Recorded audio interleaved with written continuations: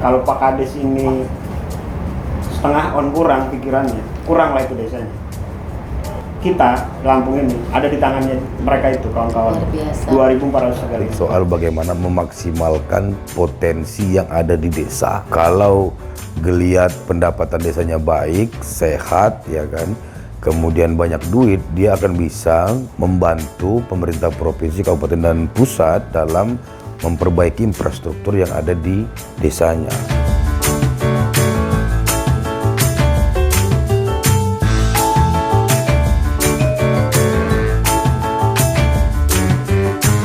Assalamualaikum warahmatullahi wabarakatuh. Tabipun. Halo sahabat kelas minat, apa kabar Anda hari ini? Mudah-mudahan tetap dalam keadaan sehat walafiat.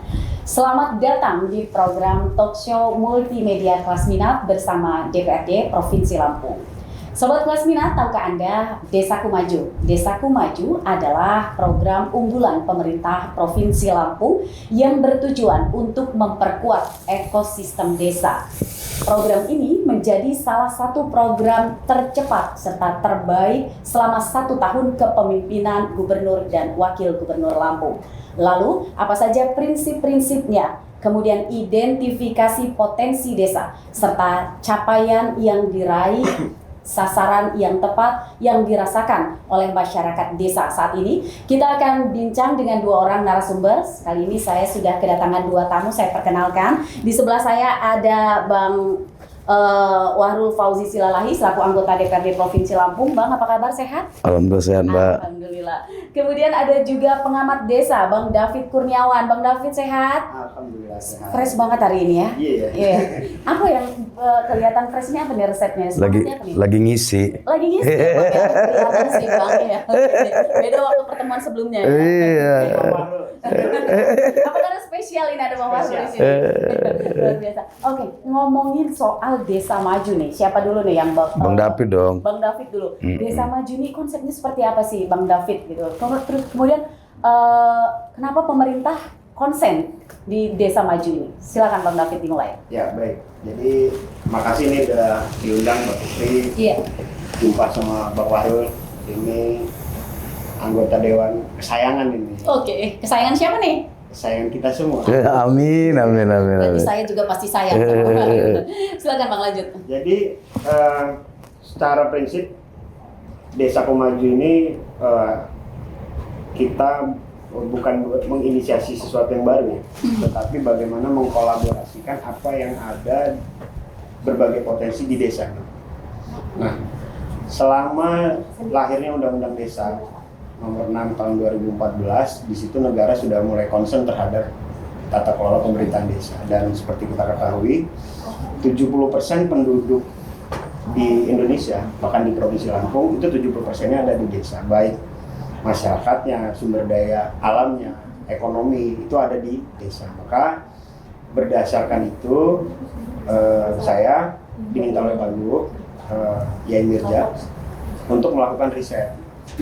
Bagaimana membuat sebuah inovasi terhadap desa hari ini yang eranya adalah era digital. Nah, ini menjadi tantangan buat kita, dan seperti kita ketahui di Lampung ini potensinya sangat luar biasa, tetapi itu belum terekspos, baik terekspos secara publikasi maupun terekspos secara produk. Nah, ini yang akan kita coba dorong di kepemimpinan Pak Gub kali ini, dan kita melihat bagaimana mengkolaborasikan berbagai program pusat, ya, nasional, daerah, provinsi sampai ke desa itu sendiri. Nah, di desa ini sebenarnya banyak sekali program yang sudah berjalan secara 10 tahun, dan negara itu serius terhadap desa. Cirinya adalah negara itu memberikan ruang yang sangat besar terhadap tata kelola keuangan. Desa itu diberikanlah stimulan untuk mengelola desanya dengan memberikan dana desa sebesar 1 miliar. Artinya desa punya modal yang sangat besar dari finansial. Nah, kalau dihitung di Lampung ada 2.435 desa, plus kalau kelurahan itu 2.651. Nah, kalau kali 1 miliar aja berarti ada sekitar 2.400 atau 2.500-an miliar setahun yang berputar. Nah, ini kalau kita nggak menangkap ruang itu, untuk pertumbuhan ekonomi sebagai modal awal, yaitu sayang sekali. Nah, disitulah muncul ide bagaimana menggabungkan semua program ini menjadi satu dalam kerangka Desaku Maju. Dan secara prinsip program Desaku Maju ini menggabungkan atau keterpaduan program dalam satu kerangka yaitu Desaku Maju. Tujuannya untuk peningkatan ekonomi di desa dan penanggulangan kemiskinan. Ya kira-kira gitu. Oke. Lalu fokus pendekatannya kemana nih Pak? Fokus pendekatan kita ada dua. Yang satu itu tentang peningkatan ekonomi desa, yang kedua penanggulangan kemiskinan. Implementasinya? Untuk implementasi, jadi di dalam desa ini ada 4 komponen penting yang dari tahun ke tahun ya barangnya itulah. Nah, 4 komponen penting ini menjadi wajib. Yang pertama masalah kepemerintahan, yang kedua ini masalah kewilayahan, yang ketiga ini masalah kemasyarakatan, yang keempat ini masalah ekonomi dan inovasi. Nah, pendekatan 4 ini kita terjemahkan ke dalam rapot desa. Oh, ada rapot. Ada rapot. Jadi untuk menyatakan desa ini maju, mandiri, berkembang atau tertinggal itu ada standarisasi. Nah, supaya kita bekerja itu nggak ngaco-ngaco gitu ya, kita melakukan pendekatan melalui 6 dimensi untuk memecahkan 4 persoalan tadi itu, pemerintahan, kewilayahan, kemasyarakatan, dan ekonomi tadi. Nah, 6 dimensi ini yang kadang terlewat baik dari pusat, provinsi maupun sampai ke desa, yaitu masalah layanan dasar yang pertama. Nah, layanan dasar itu meliputi masalah akses pendidikan di desa, kesehatan di desa, kemudian masalah infrastruktur dasar. Ya, kalau di desa itu layanan dasarnya belum terpenuhi ya, yang dasar aja belum terpenuhi gimana yang lainnya? Gitu. Itu jadi concern kita. Yang kedua ini masalah sosial. Nah, masalah sosial ini terkait dengan aktivitas kemasyarakatan, budaya, olahraganya. Kan ini kadang banyak juga yang nggak diperhatikan. Di Lampung itu sangat banyak. Jadi kalau 6, maaf Bang, kalau 6 dimensi Saya baru sebut dulu ya. Oke, kalau tadi baru 2 ya, ada 6 dimensi. Kalau yang dasar-dasarnya ini belum terwujud, nggak bisa Bang? Nggak bisa. Bagaimana orang itu yang paling dasar buat masyarakat, pendidikan bisa. IPM kita rendah lah di situ. Karena 70% penyumbang ketololan tadi itu ada di desa. 70% manusianya ada di situ. Ya di situlah kita selesain gitu. Masalah kesehatan itu penyumbang orang nggak sehat 70%-nya ada di situ. Okay. Jadi harus kita selesai di desa itu. Nah, yang berikutnya masalah ekonomi. Nah, ini kegiatan ekonomi di desa ini terkait dengan produktivitas. Nah, untuk desa bisa memproduksi berbagai potensi dan komoditas itu tentu dibutuhkan dukungan infrastruktur. Nah, ini nanti perannya Pak Dewan nih. Bagaimana mengakomodir itu untuk membantu kawan-kawan, saudara-saudara kita di desa supaya produksinya baik. Berikutnya masalah lingkungan. Ini mencakup pengelolaan lingkungan sampai penanggulangan bencana. Jadi kalau layanan dasarnya oke, sosialnya terjaga, ada istiadat, pelestariannya, olahraga, ada olahraga modern, ada olahraga pencaksilat, dan macam-macam lah ya. Olahraganya itu jadi sebuah karakteristik desa yang kadang juga tidak dilestarikan, gitu, tidak dibina, nggak di-maintain, sayang gitu kan. Terus masalah lingkungan, ekonomi. Berikutnya yang kelima masalah aksesibilitas. Jalan desa, jalan lingkungan, jalan tani, kemudian jalan penghubung. Aksesibilitas ini tidak hanya berbentuk infrastruktur, tapi ada misal gini, Mbak Fitri mau mengakses kesehatan. Puskesnya ada, tapi mengakses kesehatannya susah. Jadi akses ini tidak hanya pada fisik, tapi cara kita mengakses layanan kesehatan itu sendiri juga menjadi prioritas. Terus yang terakhir, ini masalah tata kelola pemerintahan desa. Karena ini biangnya mau maju desa ya di pemerintahan desa. Biangnya mau rungkat ya di situ juga. Karena sejatinya penggerak desa itu adalah pemerintah desa. Nah, jadi 6 itu yang menjadi pendekatan di dalam program Desaku Maju. Nah, kemarin bersama IA bikin program hasil cepat terbaik ya, PHTC. Itu di 4 tempat. Itu di Wonomarto, Sukadamai, di tempatnya Bang Warul, Dapil Abang kan? kemudian itu ada di Taman Cari, Lampung Timur, satu lagi di Tambahrejo, Pringsewu. Nah itu kita mengkolaborasikan berbagai instrumen dan potensi tadi di dalam PHTC itu, dan itu alhamdulillah sudah di-launching di bulan 6. Artinya kalau dalam kepemimpinan IA ini kan dia baru sama Mbak Jihan ini baru mulai action ya dari bulan 6 lah ya. Bulan 6. Dan ini sekarang sudah akhir tahun, artinya efektifnya dari pelantikan sampai sekarang ya baru 10 bulan, praktis 6 bulan. Artinya 6 bulan ini udah terlihat. Contohnya di triwulan kemarin itu pertumbuhan ekonomi kita itu kan cukup baik ya. Nggak tahu nanti di sini apakah tetap terjaga. Nah ini apakah ada dampak dari PHTC itu?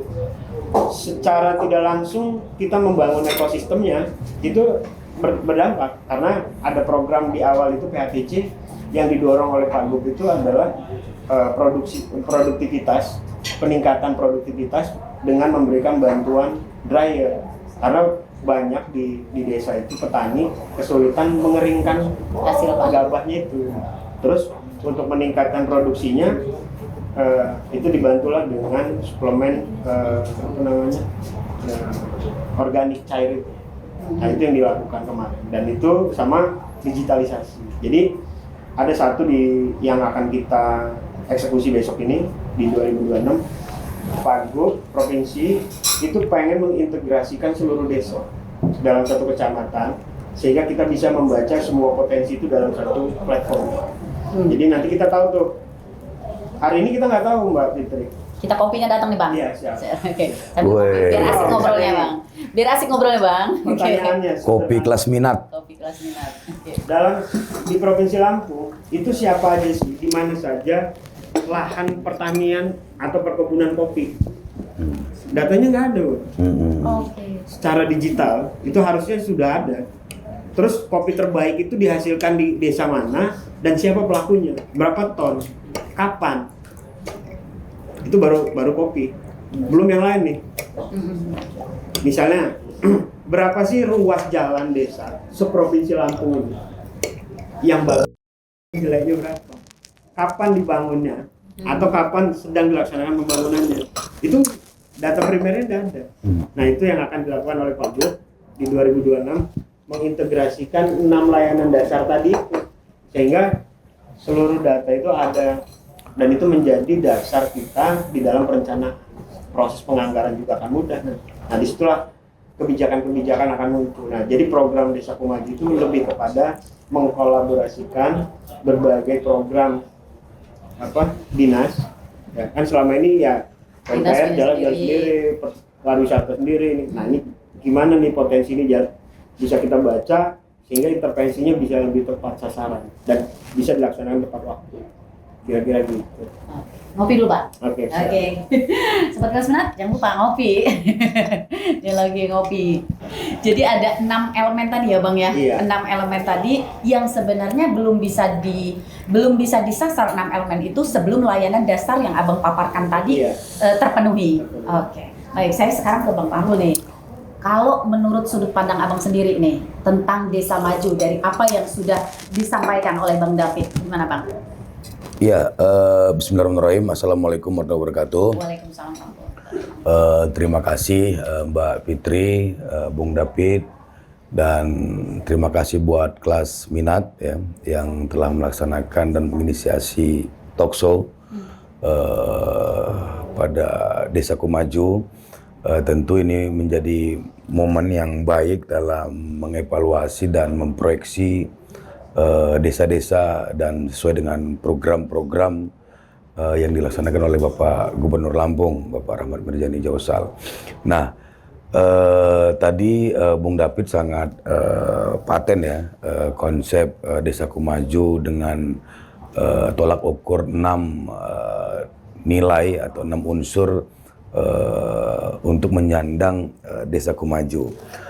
Tapi saya memang melihat ya fakta Mbak Fitri di lapangan, karena saya ini hampir sehari-harinya berada di desa dan sehari-harinya berkomunikasi dengan kepala desa yang pro terhadap pembangunan desa dan tidak pro terhadap pembangunan desa kan gitu kan. Nah, jadi saya bisa melihat ya kan bagaimana situasi di desa khususnya di dapil saya di Lampung Selatan dan kabupaten lain lah tentu tidak jauh berbeda.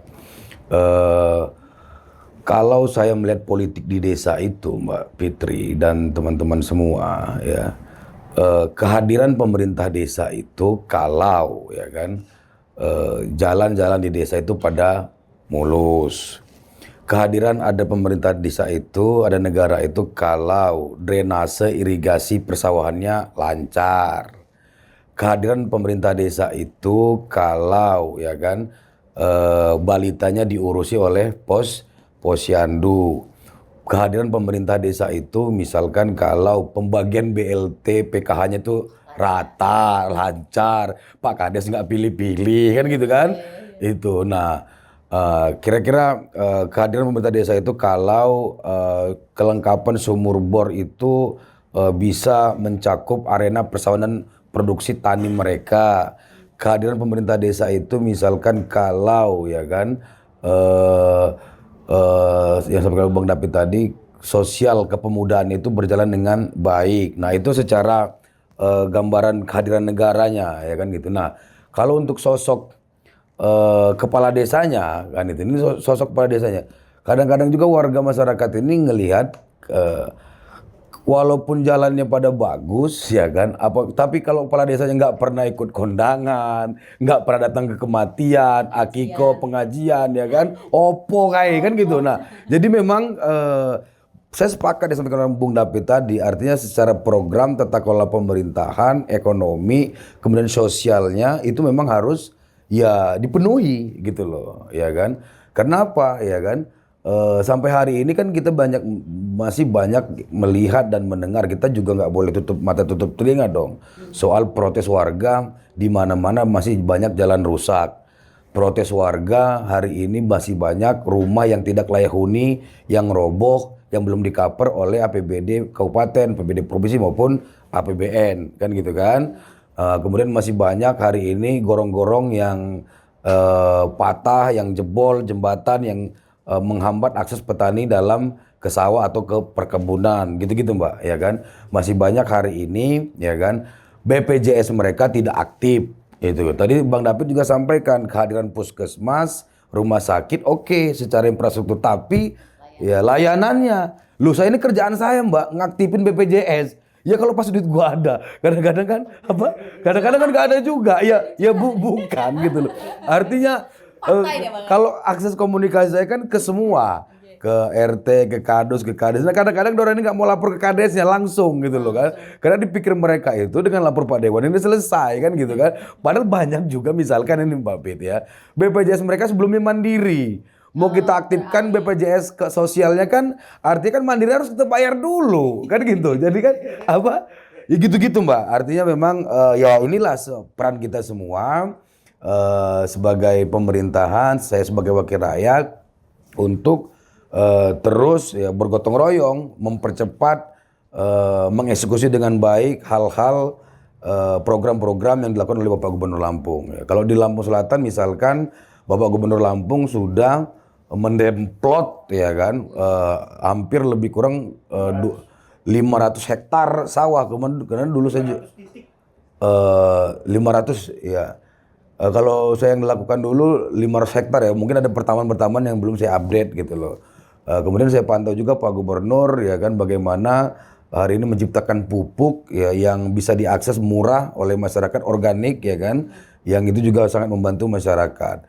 Bagaimana Pak Gubernur Lampung hari ini menciptakan head dryer ya di beberapa titik juga dalam mempercepat pengeringan, penyimpanan dan sebagainya gitu. Nah artinya ya oke lah ya, memang persoalan ini masih kompleks ya kan, dan ya kita fokus ya terkait dengan kebijakan atau program-program yang dilaksanakan khususnya pada pemerintah Provinsi Lampung gitu. Kemudian selanjutnya terkait dengan dana desa tadi yang disampaikan oleh Bung David, saya sangat sepakat gitu loh. Karena memang juga keresahan yang diterima oleh kepala desa ya, juklak juknis Mbak Fitri, juklak juknisnya itu dari Kementerian Desa, Kementerian Keuangan sudah teralokasi, ya kan gitu. Misalkan ya kan 20% untuk ketahanan pangan ya. Kemudian ADD-nya sebagai untuk biaya perangkat gaji desa. Sebagian DD-nya jadi untuk infrastruktur.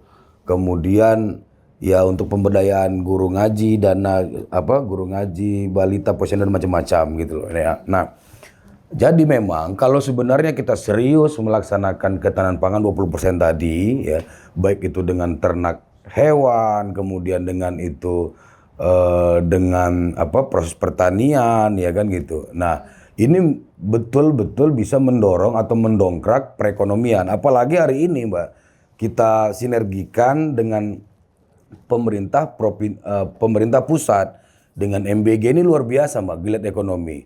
Ya di bawah itu ya susah sekarang berebut mencari daging, mencari ikan, mencari telur, mencari susu, sayuran, dan ini sangat luar biasa dampak terkait dengan peningkatan perekonomian ya, walaupun belum 100% MBG ini semua berjalan dan itu sangat terasa, Mbak, gitu loh. Nah, maka peluang-peluang belum tadi disampaikan oleh Bung David tadi soal potensi wisata dan lain sebagainya. Ya intinya ekonomi kolektif. Nah, tapi memang banyak kita evaluasi juga banyak kepala desa ini kebanyakan urusan.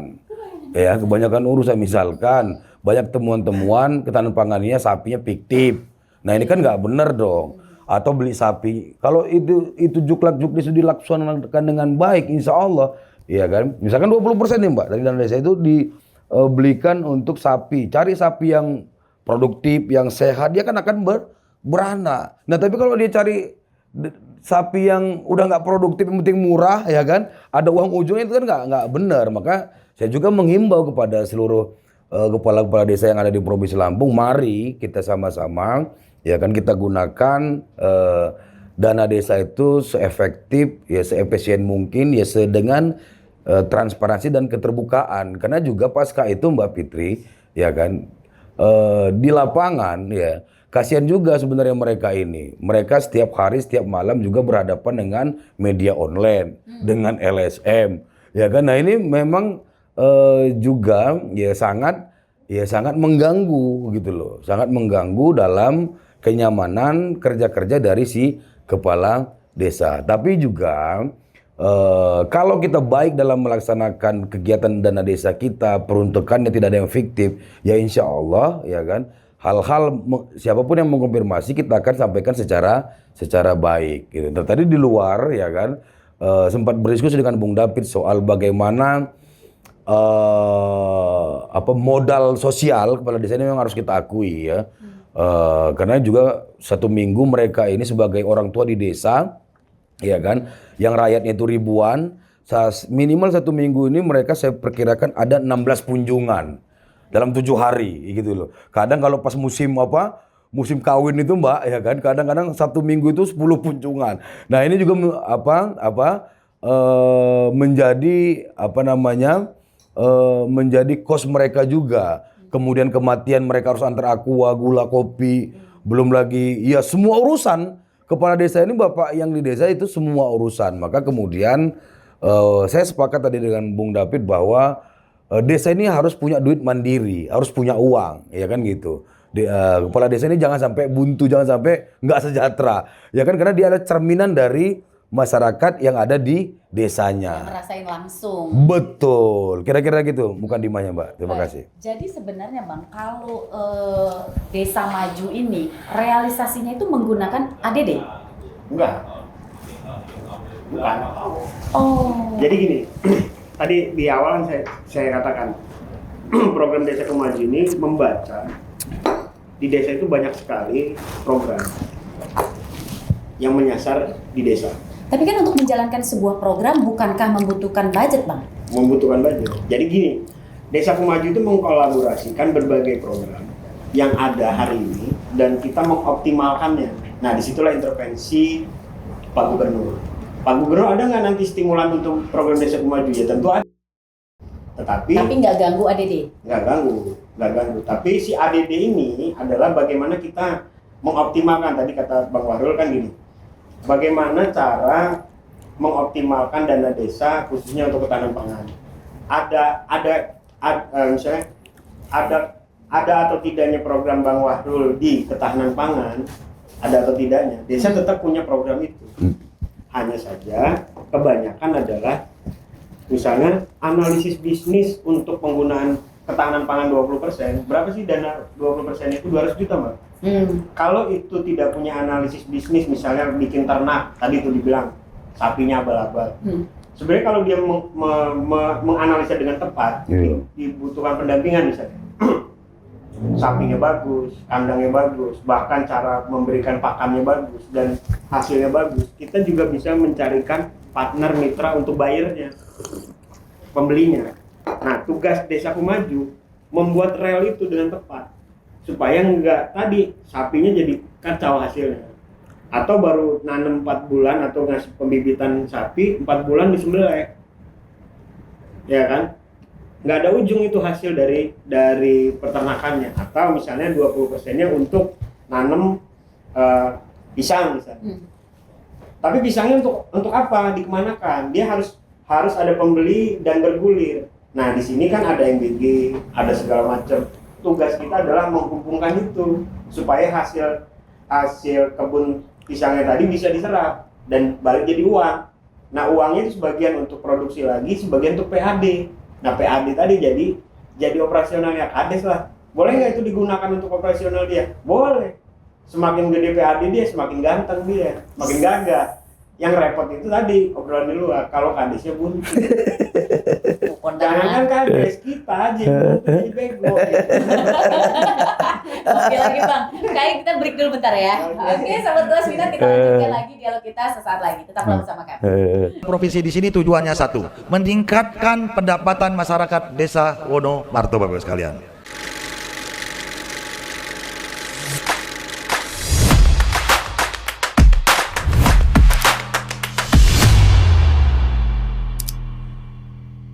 Terima kasih Bapak, udah di sini ya, Pak. Terima Terima kasih. kasih. Nanti gara-gara ada jalan rumahnya jadi bagus.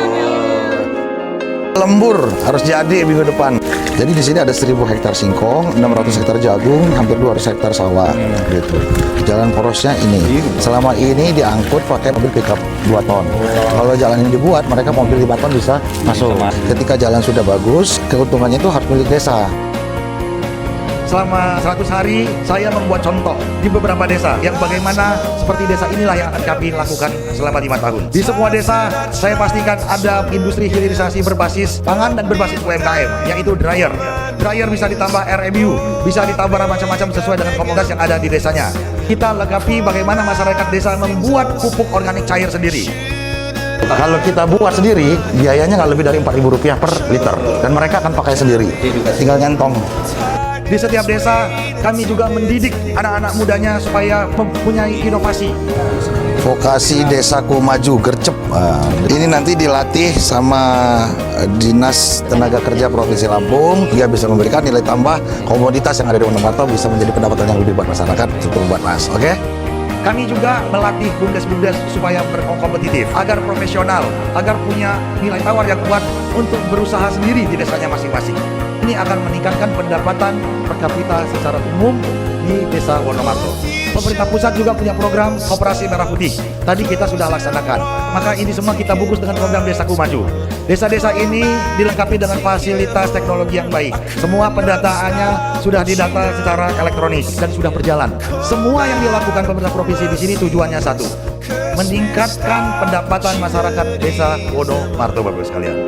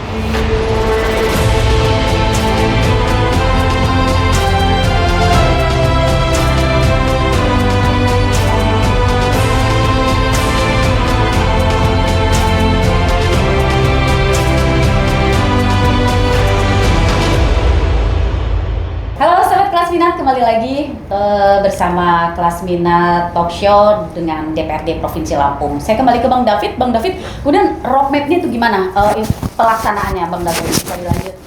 Jadi dari instrumen-instrumen tadi, kemudian kita kembali ke instrumen yang keenam, yaitu tata kelola pemerintah desa. Karena di situ sumbernya, sumber dalam layanan dasar, layanan publik, administrasi, mulai dari administrasi kependudukan sampai dengan administrasi keuangan tadi ya. Nah, di situ kita akan membaca value-nya desa. Desa itu punya value loh. Berapa sih sebenarnya valuasi si desa ini? Nah, dari situ kita akan membaca tidak hanya data penduduk.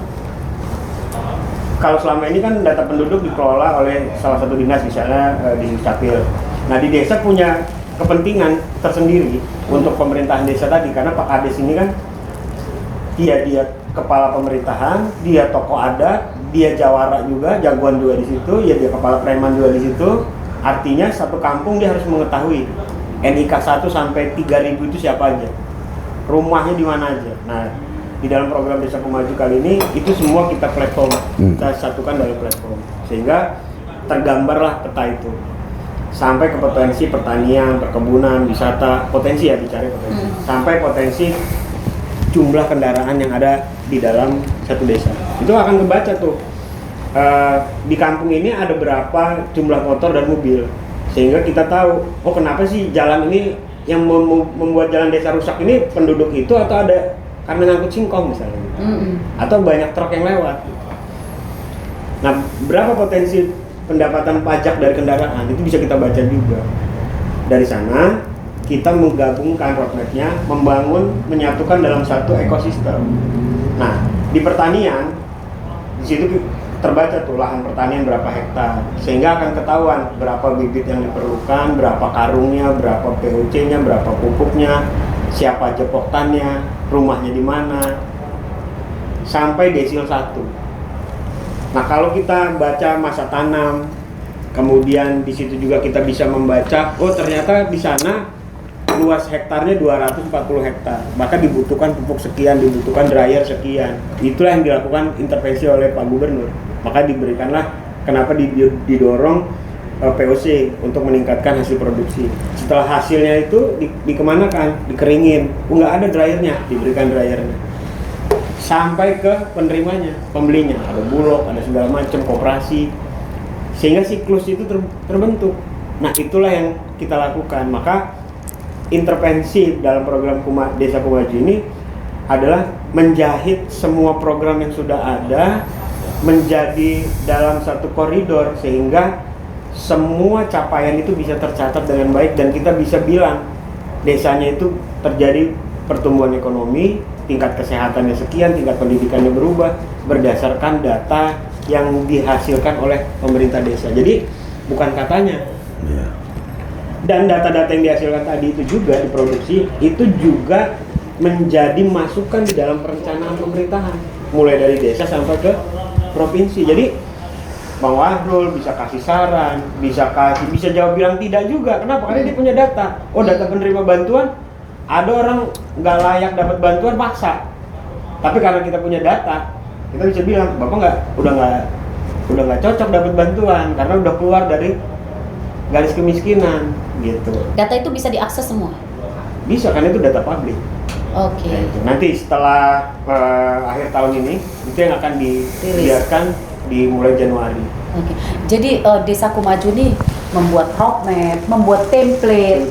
Kemudian agar semua program-program ini saling terintegrasi. Seperti itu, Bang? Iya, betul. Oke. Gimana, Bang? Keren nggak, Bang? Bagus. Tadi sudah disebut diklaim atau memang partai ini, Bang? Program hasil tercepat terbaik gitu. Nah, indikatornya apa, Bang? Indikator apa nih? Kenapa disebut terbaik tercepat gitu? Jadi gini, PHTC itu adalah waktu Pak Gub ingin mengawali masa transisi beliau. Nah, sebagai bentuk bahwasanya hari ini adalah kepemimpinan baru, apa sih yang harus kita lakukan? Ya, dibuatlah salah satu program terobosan PHTC, namanya program hasil tercepat, cepat terbaik itu. Nah, itu sekarang dilanjutkan, disempurnakan menjadi Desa Kumaju. programnya. Oke, baik. Bang Wahrul kan sering bersinggungan langsung di desa. Sudah ada belum masyarakat Abang yang ngerasa ini nih Bang, hasil tercepat terbaik ini Bang? Ya, Atau Sebentar, saya lengkapi dulu. itu. Karena belum dilaksanakan di semua desa, Mbak. Baru di beberapa lokus. Nah, kemarin di PHTC itu kita baru ambil 4 desa. Nah, dari sana kita menentukan simpulnya sebagai hub. Di setiap kecamatan ada 1 desa sebagai hubnya nanti.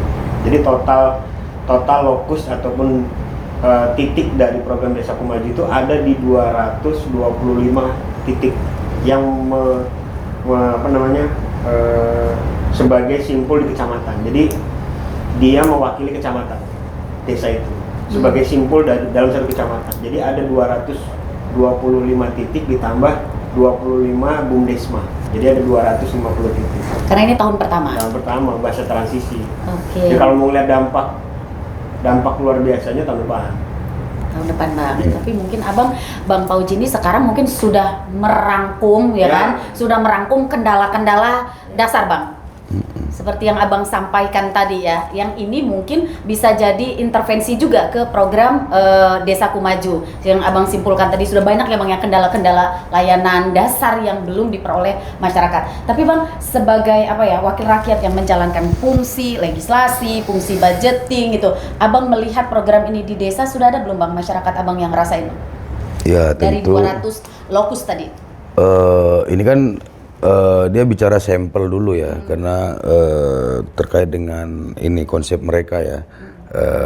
Jadi saya pikir itu bagus ya. Misalkan di Lampung Selatan itu ada 266 desa dan kelurahan, 17 kecamatan. Artinya kalau misalkan Desaku Maju ini satu desa satu kecamatan, dia ada 17 atau 20 desa, dan itu menjadi patron, kemudian lokomotif terdepan dalam percontohan dalam suasana Desaku Maju. Ini akan menjadi tauladan desa-desa lain, saya pikir itu ya. Jadi memang progresnya cukup baik lah ya kan, untuk menjadi kompetisi atau ajang berlomba-lomba desa sekitar dalam tiru-tiru ya kan, dalam mencontoh atau mengcopy paste sebagai lab Desaku Maju tadi kan gitu. Saya pikir ya harus kita support Mbak, harus kita dukung ya kan gitu.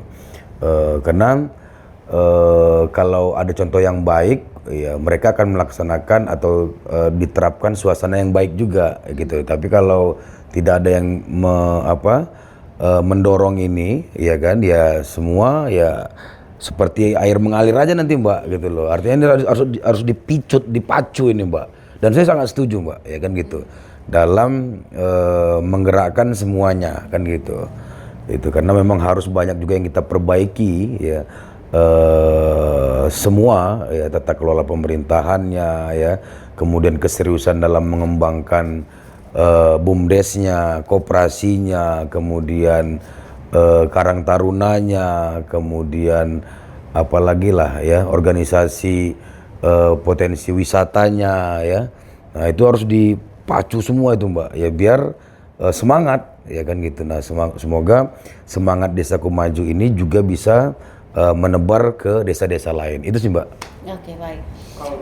Kalau di selatan Bang Wahrul itu yang menjadi unggulan itu Bumidaya, Pas. Itu memang top banget. Apa potensinya Bang? Banyak banget Mbak. Dan itu desa terbaik juara nasional. Nah itu jadi salah satu lokusnya Desaku Maju. Jadi waktu di awal itu kita ambil lokasi di sana dan kita dampingi. Nah, jadi kalau mau lihat contoh praktik baiknya di selatan, tempat Bang Wahrul di Desa Bumidaya, Kecamatan Palas. Setiap desa tentu punya potensi yang berbeda-beda. Ada yang pertaniannya, kemudian ada yang wisatanya gitu. Nah, itu gimana mengintegrasikannya Bang gitu? Ya, jadi balik lagi Mbak ke 6 dimensi tadi. 6 dimensi tadi ya. Diawali dari pemerintahannya. Jadi kalau pemerintahannya ini tadi tidak menjalankan roda pemerintahan secara administratif, maka kita nggak akan mendapatkan data potensi itu kan. Nah berdasarkan ketersediaan data tadi, maka kita akan bisa membaca potensinya. Barulah kita intervensi, sehingga program Desaku Maju ini tidak hanya fokus pada pertanian dan perkebunan, karena ada juga desa yang tidak memiliki potensi itu yang di wilayah pesisir misalnya. Nah, tentu intervensinya berubah. Contoh tempat Bang Wahrul juga namanya Desa Waikalan. Nah, kemarin itu kita intervensinya di wisata. Tapi tata kelola pemerintah ini kita benahi. BUMDes-nya nggak ngurus pertanian, ngurus pariwisata. Kayak gitu. Jadi yang mengerjakan desa maju itu nanti selain perangkat desa atau ada unitnya sendiri, Pak? Pada pelaksanaannya nanti. Karena spiritnya adalah kita ingin program ini menjadi milik masyarakat, maka kita mendorong kemandirian itu sejak awal. Kita memberikan rule-nya, kita dampingi. Pelakunya ya desa itu sendiri. Jadi dia yang merasakan keberhasilan itu, bukan kita. Biar dia yang menikmati hasilnya, dia yang melaksanakannya, kita mementoringnya gitu. Dan timnya Desa Maju ya tentu ada. Oke, jadi tim Desa Maju ada tim ini yang membuat roadmap-nya, yang membuat template-nya, yang membuat rule-nya. Namun yang melaksanakan warga setempat. Warga setempat. Yang merasakan warga setempat gitu. Yang melaporkan, jadi kita terlibat di dalam mereka merencanakan. Diawalinya ya. Merencanakan ini bisa masuk dalam perencanaan diskusi. Oh Pak Kades, desanya begini. Bisa itu dalam konteks musdes. Di musyawarah desa sudah diinsert, dimasukkan tuh isunya. Sehingga nanti dalam pembangunannya juga sudah terarah. Dia mau bangun jalan tani, keputusan dia mau membuat jalan kerabat dan sebagainya itu bukan karena Pak Kadesnya nggak enak sama tetangga dusun 5 gitu, tapi karena data. Nah, intervensi data itu dari kita masukannya. Gitu. Terus memberikan bantuan kepada desil 1, 2, 3, dan 4 itu juga bukan karena kedekatan Pak Kades, tapi Pak Kades menerima berdasarkan data. Nah, data ini sumbernya dari mana? Banyak sumber, bisa dari desa itu sendiri, bisa sumber data dari kementerian-kementerian yang memang kita kolaborasi. Nah, di Desa Maju itu hari ini sebagai tempat perencanaan terbaiknya, sekbernya namanya, sekbernya itu ada di Bapeda. Di situ pusat pusdatinnya gitu. Nah, berdasarkan itu data itu yang kita share ke lokasi-lokasi lokus itu. Sehingga tugas dari tim Desa Maju ini memastikan, merencanakan, mengusulkan, ya kan, mendampingi, mengimplementasikan, melaporkan, bahkan mengevaluasi, monitoring dan evaluasi itu. Di situ akan terjadi keberlanjutan pendampingan itu. Tapi pelakunya tetap dia, pelaksananya dia. Mana uang yang dari provinsi, mana yang dari kementerian, mana yang dari desa, itu akan berjalan semestinya. Oke, jadi tanpa ada yang terganggu. Lebih terukur ya, iya, dalam anggaran yang dari pusat mana, dari provinsi mana, dari kota mana, dari kabupaten mana, itu lebih terukur pelaksanaan anggarannya. Sehingga dengan kekuatan yang begitu besar modalnya, masa sih desa nggak bisa punya PAD? Kan udah dimodalin cukup luar biasa nih. Uang iya, pengetahuan iya, didampingi.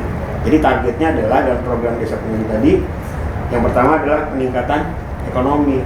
Berarti di tahun 2027 desa harus punya PAD. Hari ini kan desa nggak ada yang punya PAD, nggak punya pendapatan asli desanya. Masa dikasih modal, orang warung aja dikasih uang 100.000 jual rokok harus dapat margin, lalu dikasih 1 miliar nggak punya PAD, kan gila lu Pak Kades. Iya. Kalau desanya punya PAD semua dalam satu kecamatan, berarti kan kecamatannya maju. Kebayang nggak kalau 262 desa di selatan itu punya PAD semua? Berarti pertumbuhan ekonomi di selatan kan naik tuh. Nah, kalau 15 kabupaten juga melakukan hal yang sama, berarti kan pertumbuhan ekonomi Lampung jadi hebat. Berarti mulainya dari ya desa tadi itu. Tapi semua instrumen 6 yang abang sebutkan, yang abang paparkan tadi, itu tidak akan berjalan lancar, tidak akan terwujud jika kebutuhan-kebutuhan dasarnya belum terpenuhi. Kebutuhan dasar saya rasa yang paling dinanti masyarakat itu infrastruktur jalan loh Bang. Bang Fauzi. PR pas. Bang Fauzi. Tapi saran gua tadi. Apa? Bang Wahrul tetap harus mendapatkan inputan data, sehingga dia bisa intervensi jalan mana yang mau dia bantu di tahun depan. Mana yang prioritas ya, mana yang harus diduluan ya. Sehingga dia bilang tidaknya itu enak. Tar dulu bro, ini dulu. Ya, desa ini. Kok bisa kayak gitu Pak Dewan? Ini datanya. Gua udah kunjungi juga. Oke. Jadi dia nggak diuber-uber konstituen. Iya. Nanti, mana jalan saya masih jelek ini Pak Dewan gitu. Kisah aja lo, jual kisah aja bang. Setiap hari saya baca berita jalan jelek bang. Iya. Selain baca berita, kolom-kolom komentar netizen itu jalan jelek terus bang. Jalan. Itu terus. Nanti kita lanjut lagi ya. Sahabat Kelas Mina, tetaplah bersama kami. Kita akan lanjut lagi bincang bersama DPRD Provinsi Lampung sesaat lagi.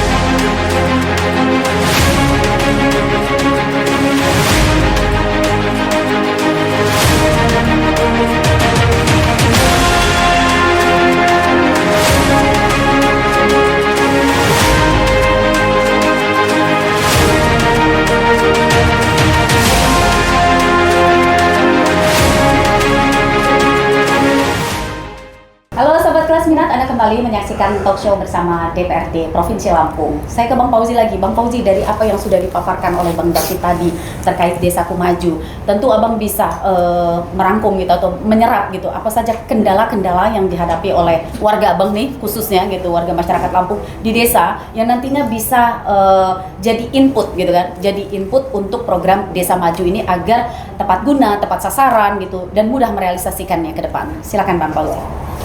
Iya, kalau soal kendala atau masalah, ya udah bisa kita rangkum semua dari jeritan, curhatan, dan pengaduan di masyarakat. Pertama itu adalah soal infrastruktur. Ya, infrastruktur ini baik jalan lingkungan, jalan desa, kemudian jalan kabupaten, ya. Jalan provinsi ini menjadi harapan di masyarakat gitu. Kemudian soal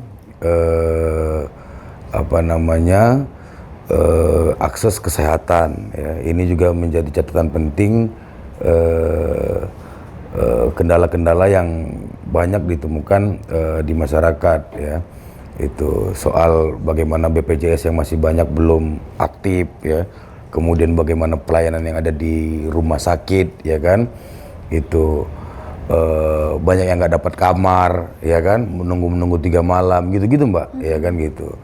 Nah kemudian kalau pendidikan sih insya Allah aman lah, ya kan. Sekarang udah banyak bantuan KIP dan lain-lain, ya kan. Insya Allah di lapangan ini. Kemudian soal bagaimana tadi saya sampaikan tadi soal drainase, ya, ini juga catatan penting juga yang sangat dibutuhkan di masyarakat, ya.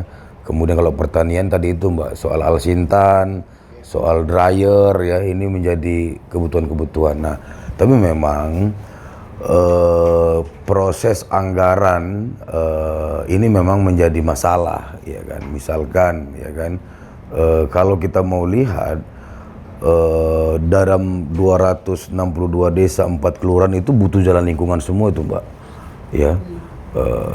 Dan saya pastikan ya APBD pembahasan kita kemarin tidak bisa mengcover itu, membantu atau menyuntik, ya kan, pembangunan jalan untuk lingkungan yang ada di provinsi baik ke kabupaten itu. Kemudian soal irigasi atau drainase ini juga sangat dibutuhkan, dan di dalam PSDA juga tidak bisa maksimal dalam mengcover itu.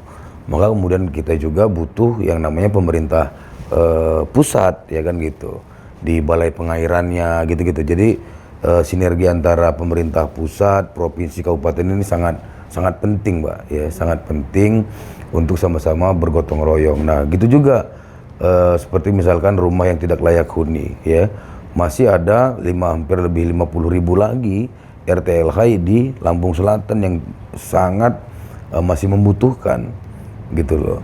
Nah itu kalau mengacu kepada APBD kabupaten atau provinsi, ya nggak bisa selesai juga, ya kan. Artinya memang saya sih sangat sepakat tadi dengan konsep Bung David soal bagaimana memaksimalkan potensi yang ada di desa gitu loh. Kalau geliat pendapatan desanya baik, sehat, ya kan, kemudian banyak duit, dia akan bisa membantu pemerintah provinsi, kabupaten, dan pusat dalam memperbaiki infrastruktur yang ada di desanya gitu loh. Kalau semua desa berharap memohon kepada negara baik pusat maupun provinsi, ya nggak segampang itu juga Mbak. Ini butuh waktu, ya kan, apalagi di tengah efisiensi dan lain-lain gitu loh. Nah maksud saya adalah mari kita sama-sama kita dukung, ya, program Desaku Maju ini menjadi catatan yang baik untuk pengabdian Pemdes yang semua yang ada di Provinsi Lampung. Kan jelas KADES ini adalah pengabdian kan gitu. Kemudian kalau kita melihat kaur-kaur dalam Pemdes ini Mbak, kasihan juga mereka Mbak, ya kan. Kayak kaur Kesra itu sekelas menteri kesejahteraan itu, ya kan, miniaturnya kan seperti itu. Semua urusan kesra, semua ini dia, Mbak, ya kan. Belum lagi kesehatannya, ya semua. Jadi memang juga PR-PR perangkat desa ini juga memang tumpuannya ada di desa. Maka kemudian ya kekuatan Pemdes ini juga menjadi tolak ukur, Mbak, ya kan. Kalau diniatkan untuk pengabdian, ya kan, untuk bagaimana melayani masyarakat, ya kan, mencatat nama baik keluarga yang ada di masyarakat, insya Allah ya mereka akan baik dalam kerja-kerja perjuangan membangun desanya. Itu sih, Mbak. Kalau potensi yang menurut Bang Fauzi di desa yang perlu dioptimalkan dalam program membangun desa ini apa, Bang? Ya sebenarnya sih secara juklak juknis dalam Kementerian Desa ya itu sudah baik, seperti misalkan ya kan pemberdayaan masyarakat, ya kan, kemudian ketahanan pangan, ya kan, kemudian bagaimana menggerakkan BUMDes. Nah, kayak ini masalah lagi nih Bang David, Mbak Fitri, soal koperasi. Ya kan, ya memang besar 1 miliar mereka itu kan peruntukannya udah juklak-jukli semua, Mbak. Ya kan, ditambah 30% ini mau belah-belah yang mana lagi. Nah, sedangkan kita kembali ke awal tadi itu, ya kan, kepala desa bisa sukses, Pemdes bisa sukses, bupati bisa sukses, gubernur bisa sukses kalau jalan-jalannya mulus, kalau gorong-gorongnya kuat, drainase airnya lancar, sumur bornya bagus, RTLH-nya tidak zero, udah nggak ada lagi, gitu-gitu, Mbak. Ya, jadi memang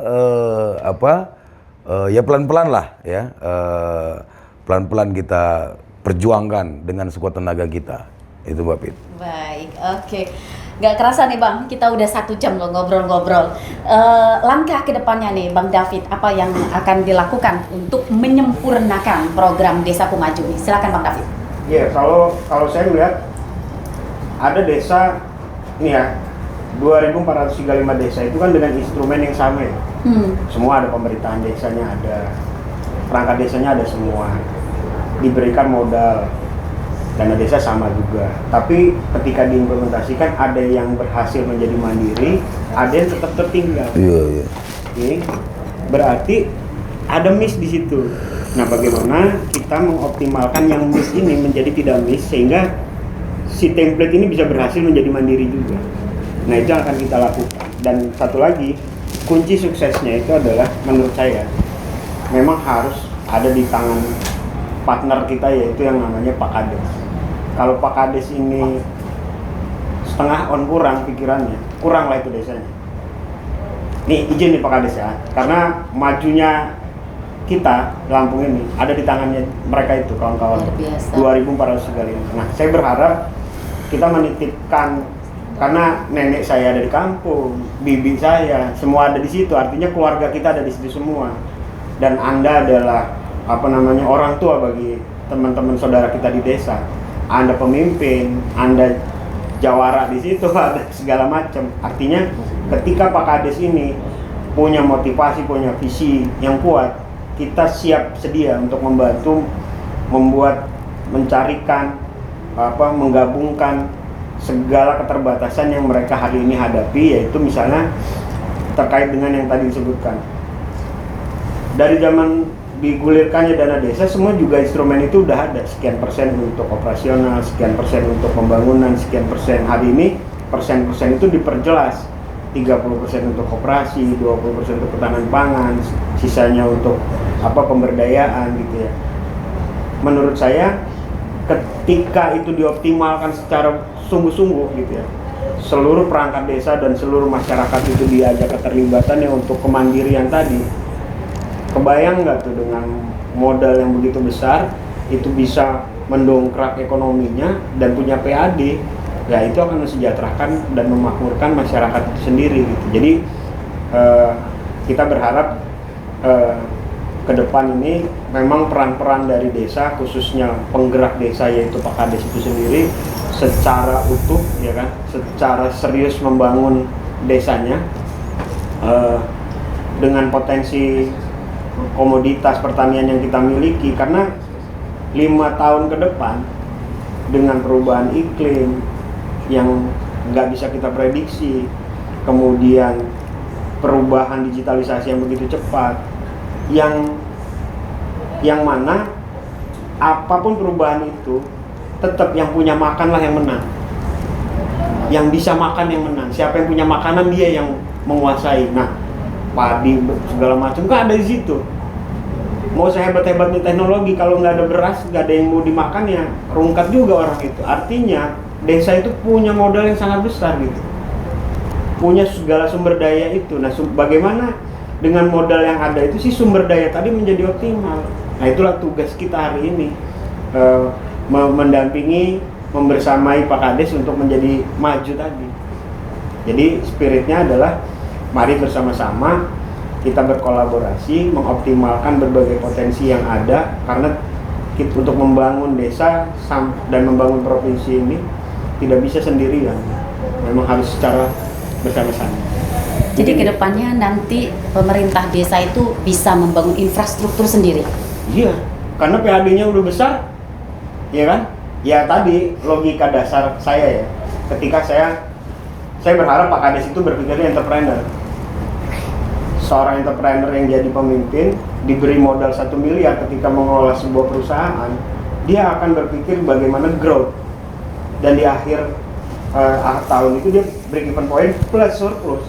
Nah, bisa nggak mengelola dana desa itu berpikirnya kayak gitu, sehingga di Desember itu dia minimal break even point, karena itu kan duit yang dipakai itu kan untuk modal kerja. Tapi ada modal produksi. Nah, modal produksinya kan ada di ketahanan pangan dan koperasi. Nah, kalau itu growth, maka di Desember atau di tutup tahun anggaran dia minimal break even point atau dia punya surplus PAD tadi, di tahun depannya dia dapat dana desa lagi, kan uangnya bertambah, bukan habis pakai gitu. Nah, bagaimana mengubah mindset teman-teman penggerak ini, Pak Kades ini, menjadi seorang entrepreneur di desa itu? Kalau itu terjadi, wah dahsyat. Jadi sebenarnya seorang kepala desa itu tidak perlu bingung membuat inovasi apa, membuat terobosan apa, cukup ngikutin kerangka acuan dari program Desaku Maju ini aja. Bisa seperti itu, bisa berpartner kuat dengan Pak Dewan, ya kan? Karena balik lagi, ketika ada kades yang sangat inovasi, dia nggak punya kolega, nggak punya jaringan, nggak tahu cara melempar hasil produksinya ini, telurnya surplus, swasembada, tapi nggak bisa dijual, repot juga kan. Tapi kalau dari sekarang kita sudah bisa membangun jaringan itu, ketika terjadi surplus, memenuhi kebutuhan desanya terpenuhi, surplus dijual dan jadi PAD. Begitu jadi PAD, dia bisa punya kemampuan tuh membangun jalan, benerin kesehatan, segala macam, dan itu bergulir. Luar biasa. Itu harapannya gitu. Jadi misal saya seorang kepala desa nih, kerangka acuan kerja saya itu cukup sebenarnya dari program Desaku Maju ini. Iya. Gitu. Oke, keren. keren. Jadi keren. Ngevaluasinya juga enak ya, Bang? Iya. Ngevaluasinya juga enak ya kalau sudah ada kerangka acuannya seperti ini. Oke, nggak kerasa kita udah 1 jam. Silakan Bang Fauji dulu sebagai penutup, silakan Bang. Iya, saya sangat mendukung ya, apalagi ini program dari Pak Gubernur ya, yang dibantu sama tim-tim, dan ini harus kita sukseskan, ya kan? Bagaimana kita pusatkan perhatian kita ya ada di desa-desa, dan insya Allah kalau Desaku Maju ini bisa berjalan dengan baik, ini menjadi patron atau percontohan untuk ajak-ajak desa-desa yang lagi lemes, ya kan, untuk maju bersama. Demikian, Mbak Bir. Singkat, padat, jelas, kena, tapi berisi. Baik, silakan Bang David. Apa yang bisa kita simpulkan dari diskusi kita hari ini? Ya, sebagai pegiat desa hari ini, juga sebagai akademisi, dan juga diminta sebagai yang memberikan masukan dan saran kepada Pak Gubernur tentang desa. Saya bersama rekan-rekan akan terus mendukung dan mensupport apa yang ada di desa ya, terkait dengan berbagai potensi yang ada, dan kami siap sedia apapun selama itu untuk desa dan masyarakat, berkolaborasi dengan Bang Wahrul, dengan rekan-rekan lainnya, karena tujuan akhirnya adalah mensejahterakan masyarakat Lampung karena untuk mencapai Sentosa itu kan tujuannya. Nah, ada satu yang belum pernah terjadi di Republik ini, mengkolaborasikan dalam satu titik dan itu menjadi kekuatan sosial, kekuatan ekonomi, basisnya desa. Dan menurut saya ini sebuah pemikiran yang inovasi dan perlu didukung untuk diwujudkan dalam kerangka supra desa. Ini karena bukan desa per desa lagi bicaranya, tapi kita bicaranya kewilayahan, distrik, regional yang basisnya, sehingga kita nanti akan tahu potensi padi di kecamatan ini, jeruk di sini, lada di sini. Nah ini bagaimana mengkaitkan semua ini dan meningkatkan produksinya sehingga semua yang dilakukan di masyarakat desa itu punya nilai tambah. Aktivitas yang dilakukan dari minum kopi, tapi bagaimana minum kopinya itu punya nilai tambah. Nah itu yang akan kita ciptakan. Jadi kita naik satu step nih. Nah untuk mewujudkan itu tentu yang harus dilakukan pertama kali adalah mengupgrade, mentransfer knowledge ke teman-teman di desa. Karena kalau itu yang kita upgrade, maka semua instrumen yang sudah dimiliki desa hari ini itu akan bisa dioptimalkan oleh Pak Kades. Gitu. Keren banget, makasih Bang David, terima kasih Bang Fauji atas waktunya. Baik, itu tadi Sobat Kelas Minat diskusi kita hari ini, ruang diskusi hari ini mudah-mudahan bisa menjadi solusi. Solusi yang diharapkan yaitu adalah terciptanya kemandirian desa, kemudian menurunnya angka kemiskinan serta meningkatnya kesejahteraan masyarakat desa. Karena hakikatnya itulah dari tujuan Desa Maju. Saya Fitri Amalia undur diri. Wassalamualaikum warahmatullahi wabarakatuh. Waalaikumsalam warahmatullahi wabarakatuh. Sama-sama. Alhamdulillah.